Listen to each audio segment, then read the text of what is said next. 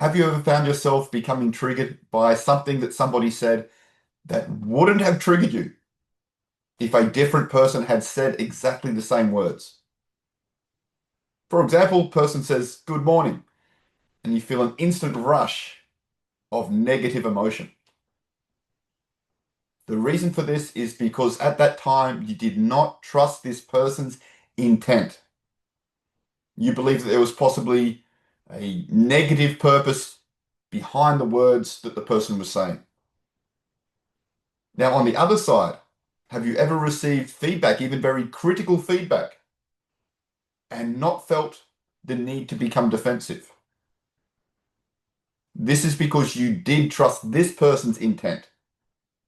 You believe that this person cared about your goals. So what's going on here? Because it's a very interesting situation, isn't it? Somebody says something seemingly innocent, "Good morning." You feel negative emotion, feel triggered, become defensive. Another person says something very critical about you, and you are happy to hear it. So what's going on here is the concept of mutual purpose. Let me explain this with another example, possibly closer to home, possibly one that you may be able to relate to. Let's say husband and wife. We'll call the wife Carol. Carol's purpose is, in this conversation, is she wants more help around the home. And the husband would like to feel more appreciated. Now, if each person just stays in their singular purpose, very likely a conflict is going to be the result. You never appreciate me. You never help me around the home. We get into this seemingly unsolvable clash. The trick is to find the elusive mutual purpose. What do both people want? And what both people probably want is a peaceful, loving, functional home life, and to set a good example for the children. So how do we get there? All we have to do is ask ourselves, what do I want? What does the other person want? What do we both want? It seems very simple, but so often we skip this step and go straight into who's wrong and who's right, which gets us nowhere fast.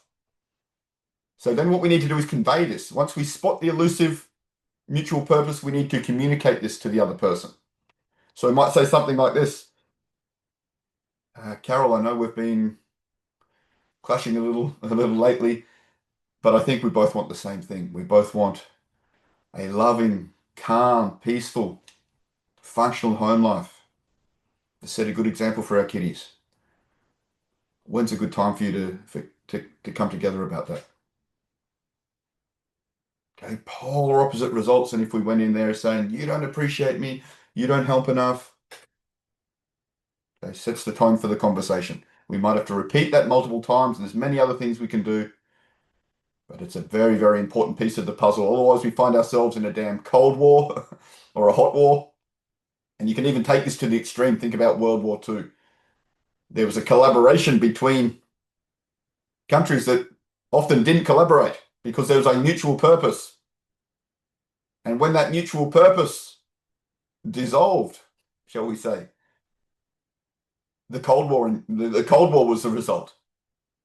Okay, so if you want to avoid Cold Wars, you want to avoid hot wars, and you want to enjoy collaboration, have a go at this mutual purpose. Reflect on those questions, communicate the mutual purpose.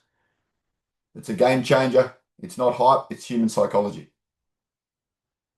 Thanks, everybody. Cheers.